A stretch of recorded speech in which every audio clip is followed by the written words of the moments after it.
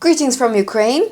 I don't know how about you, but my family is finishing the harvest for this year with nuts. Collecting nuts, walnuts from around the tree. And you can tell these nuts, they already ready to grow into a tree. So I am drying them now. We were lucky for several days. We have nice and sunny weather. Not as warm anymore. Today, I want to discuss with you, again, talk about republics of Russia. And I want to talk about Chechen Republic.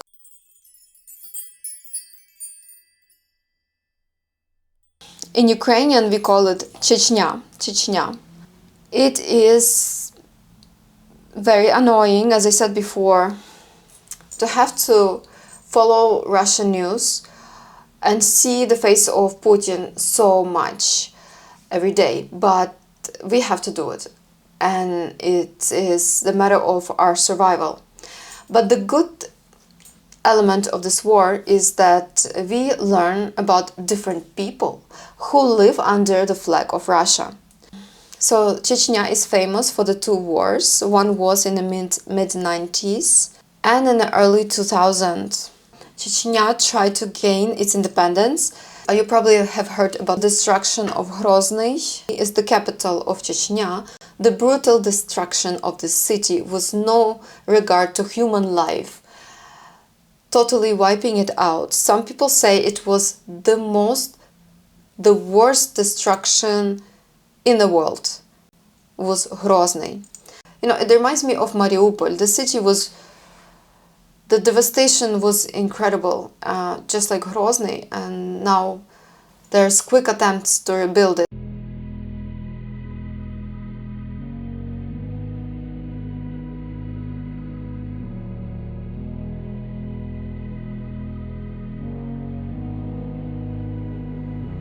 It ended with negotiations and Chechnya being under Russia but having a lot of autonomy, and it's being ruled by the Kadyrov family.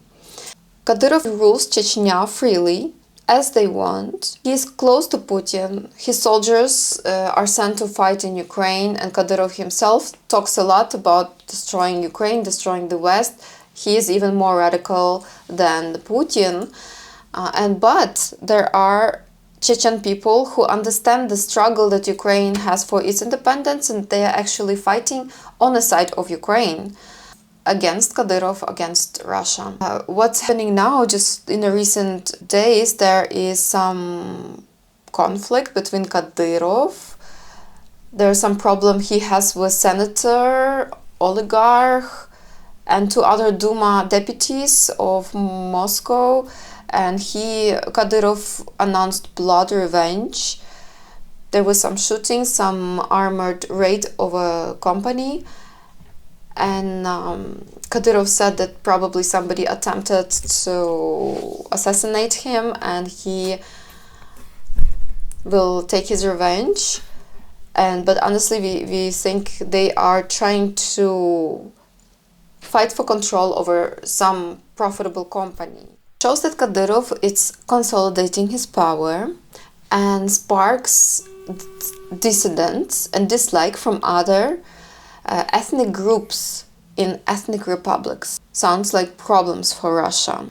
But anyway, I don't think Chechnya will suffer if it would break away from Russia because it's so close to Kazakhstan, Turkey, Central Asia, Middle East actually, because it's predominantly Muslim. And I noticed that people speak more freely. They do not, because if there are street interviews asking people's opinion, if you look at Russian villages, if there's a question, what is your favorite country in the world, they will say Russia. Russia is the best country in the world. This lady will say who's carrying buckets to her home because she doesn't have plumbing system installed, you know, she loves Russia. It doesn't have any roads there, nothing, no pedestrian walks. And then here in Chechnya, people are saying, oh, I like Kazakhstan. Oh, I like Norway. I like the weather, or oh, I like Africa, or I like Saudi Arabia because this is like Mecca. So they are more free to say what they like, and it makes me think that Russians are scared even to speak up and to express their opinion because of the censorship.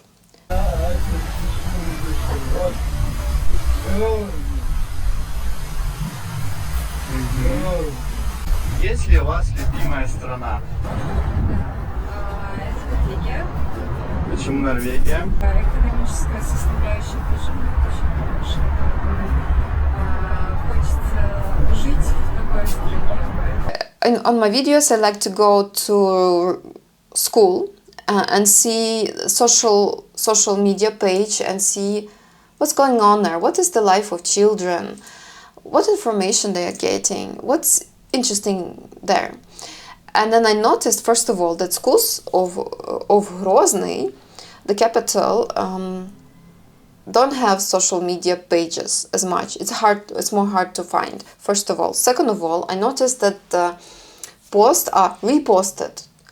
And then it's fed to schools from the Ministry of Education. And then there, if you noticed in previous schools that I showed you, there are competitions like preparing children to join the army, teaching children how to operate drones.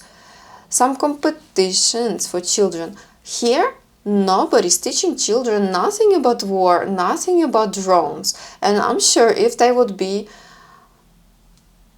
having drones in their hands, they would probably use it against Russia. So here children are sent to museums. They learn about their land. Kadyrov gives flowers to the best teacher of Chechnya, but it looks like he is giving these flowers for himself, like he's holding them. There's some competition in professionals, competition among professionals, very, very obscure, ambiguous competition for me. Professionals in what? Also, there's a Father's holiday coming up on the 20th of October, I guess, in Chechen Republic or in the whole Russia, I don't know. So there are some awards for father. But you can see big photos of Putin and Kadyrov family in front of each school. They are everywhere. There are a lot of followers. If there's some propaganda post, there's no activity. But there's something, if there's something real, then people comment. If it's some good competition, for example, in grammar, Russian grammar.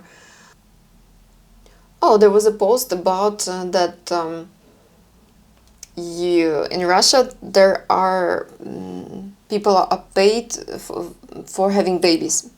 So there's a post about that in school. Conversation about what it means to be a grown-up. It's nice. It's very good. A very good subject. So yeah, they are trying very hard, and it looks like they are not too much being fed propaganda. So let's review vocab. Багато, many, багато, багато. Nationalities, національностей, національностей, національностей. Live, живуть, живуть, живуть. Прапор, flag, прапор. Багато національностей живуть під прапором Росії. Many nationalities live under the flag of Russia. Багато національностей живуть під прапором Росії. Thank you for watching this video. Please like it and subscribe to the channel.